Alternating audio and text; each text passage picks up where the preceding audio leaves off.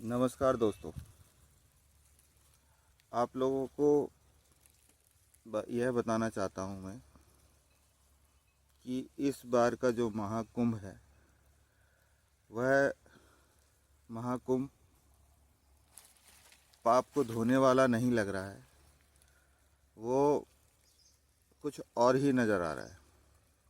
इस महाकुंभ में बहुत बड़े बड़े लोगों ने आह्वान किया कि आप लोग इस महाकुंभ में आइए और संगम में डुबकी लगाइए। लेकिन हो क्या रहा है इस महाकुंभ में? जिन लोगों ने ऐलान किया चलो बुलावा आया है, महाकुंभ में जाना है। चलो बुलावा आया है, महाकुंभ में जाना है। ये आस्था का महाकुंभ है, ये श्रद्धा का महाकुंभ है। ये आप लोग इस महाकुंभ में आइए और संगम में डुबकी लगाइए। लेकिन हो क्या रहा है इस महाकुंभ में? जिन लोगों ने ऐलान किया वो लोग अपना लाव लश्कर के साथ, अपने तामझाम के साथ आ रहे हैं और संगम में डुबकी लगा रहे हैं और चले जा रहे हैं। उसकी मैंने कुछ तस्वीरें मेरे वीडियो में डाली भी हैं और हो सकता है आप लोगों ने देखी भी हो। मैं कुछ नाम लेने की ज़रूरत नहीं है, लेकिन फिर भी मैं आपको नाम बता देता हूँ। एक वीडियो आपके सामने आई होगी मोदी जी की, जिसमें उन्होंने संगम में डुबकी लगाई। फिर उसके बाद वीडियो सामने उससे पहले आई थी अमित शाह जी की, आई थी योगी आदित्यनाथ की, आई थी। और उसके बाद फिर आई अपनी जो राष्ट्रपति हैं द्रौपदी मुर्मू की आई, और फिर उसके बाद पुष्कर सिंह धामी की आई। इसी तरीके से बहुत सारे वीआईपी लोगों की संगम में डुबकी लगाते हुए वीडियो आई। उसके बाद बिजनेसमैनों की भी आई है, जिसमें अंबानी परिवार की वीडियो आप लोगों ने देखी होगी। वहाँ पे उन लोगों ने डुबकी लगाई। लेकिन ये सब मैं क्यों बता रहा हूँ आपको? आपको याद है कि संगम में आग भी लगी, और जहाँ जहाँ टेंटों में आग लगी वहाँ काफ़ी लोग हताहत हुए, परेशान हुए। लेकिन जो वहाँ पे बड़े बड़े अखाड़े थे, संत महात्मा थे, कुछ एक को छोड़ करके बाकी वहाँ पे कोई नज़र नहीं आया। मैं पहले आपको बता दूं कि नागाओं के बारे में भी प्रचार किया गया कि नागा जो है देश के बहुत बड़े योद्धा हैं। तो इतनी जो जाने गई हैं, तो ये अधौले कहाँ थे? पहली चीज़ तो इनकी है। प्रशासन की तो तस्वीरें आपके सामने आ रही हैं। प्रशासन ने कुछ काम किया भी है, कुछ नहीं भी किया है। लेकिन ये योद्धा कहाँ चले गए सारे? जिन लोगों ने बोला गया था कि ये आपातकाल में ये सामने आते हैं और अपना बहुत पराक्रम दिखाते हैं और लोगों की सहायता करते, कहाँ चले गए? इनकी तस्वीरें कहाँ हैं कि कोई भी नागा, कोई भी अखाड़ा किसी की मदद कर रहा हो? कुछ भी नज़र नहीं आ रहा। इनकी शक्तियाँ कहाँ चली गई?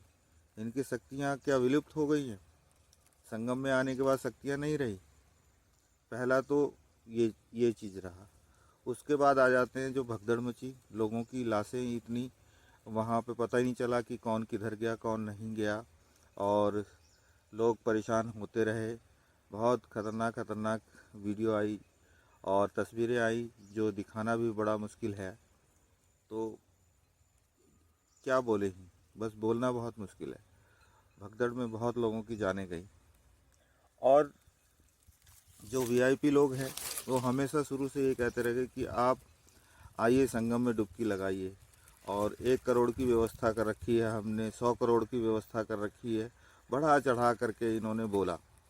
और ये जो संगम है ये 144 साल बाद लगेगा, तब तक आप जिंदा नहीं रहेंगे, इस तरह का प्रचार प्रसार किया गया मीडिया के द्वारा। अब उसका हर्ष क्या हो रहा है? भोली भाली जनता वहाँ पहुँच रही है और पहुँचने के बाद अपनी जान गंवा रही है। क्या व्यवस्था करी आपने? जो व्यवस्था करी वो सारी व्यवस्थाएं चरमरा गई है। और अभी हाल ही में आप देखिए नई दिल्ली में क्या हुआ। नई दिल्ली में आपने क्या व्यवस्था करके रखी, वहाँ भी भगदड़ मची। और जो आंकड़े निकल के आ रहे हैं, एक कुली ने बोला कि 15 लाशें तो उसने खुद वहाँ पे करी हैं। आप कह रहे 18, और आम पब्लिक जो बोल रही है कि 18 नहीं, 15 नहीं, कम से कम 100 से भी ज़्यादा का आंकड़ा होगा वहाँ पे जो लोग मरे हैं या घायल हुए हैं। तो ये सब आखिर हो क्या रहा है? कहाँ व्यवस्थाओं में कमी रह गई? आप तो इतनी बड़ी बड़ी बातें करते थे, आम जनता के लिए कुछ भी नहीं, वीआईपी के लिए सब कुछ है। कोई भी वीआईपी क्यों नहीं हताहत हो रहा है? क्या उन्हीं का ध्यान देना ज़्यादा ज़रूरी है, आम जनता कुछ नहीं? जो लोग यहाँ पे टैक्स दे रहे हैं, जो लोगों ने आपको वीआईपी बनाया, उनका क्या? और ये कब तक चलता रहेगा? आस्था के नाम से आप लोगों को कब तक मरवाते रहेंगे? अरे कम से कम कोई तो सामने निकल के आओ जो बोलो कि नहीं भाई अब बहुत हो चुका, आप कंट्रोल रखिए, आप अपने घर के आसपास में कहीं पे भी स्नान कीजिए, भगवान का नाम लीजिए, आपकी जान सुरक्षित रखिए। आपकी जान बहुत मूल्यवान है। क्या आप जो मर गए हैं, आप कोई ऐलान कर देता 25 लाख देंगे, इतने देंगे, उतने देंगे, तो क्या उससे उस घर की भरपाई हो पाएगी? 25 लाख से वो व्यक्ति वापस आ जाएगा? बिल्कुल भी नहीं। तो उसके अलावा ये जो राजनीति वाले हैं, बड़े बड़े लोग हैं, ये तो अपना इसी तरह का करते रहेंगे। लेकिन मैं जनता से अपील करना चाहता हूँ कि आपको अगर जाना ही है तो आप थोड़ा सोच समझ करके जाएं, देख लें आप वहाँ तक कैसे पहुँचेंगे, या फिर आपके पास इतनी अच्छी व्यवस्था हो कि आप भी वीआईपी की तरह वहाँ पहुँच जाए। आप अपने खाने पीने का, रहने का, स्वास्थ्य का सारा इंतज़ाम करके चलें।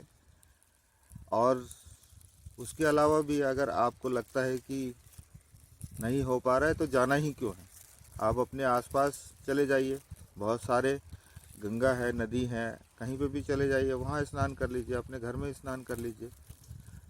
तो मेरा इस वीडियो को बनाने का यही मकसद है कि जो तस्वीरें आ रही हैं, चाहे वो दिल्ली से आ रही है भगदड़ की तस्वीरें, या फिर अभी पटना में भी सुनने में आ रहा है, या फिर पहले जो महाकुंभ से आई हैं तस्वीरें, वो तस्वीरें अच्छी नहीं हैं, बहुत दुखदाई तस्वीरें हैं।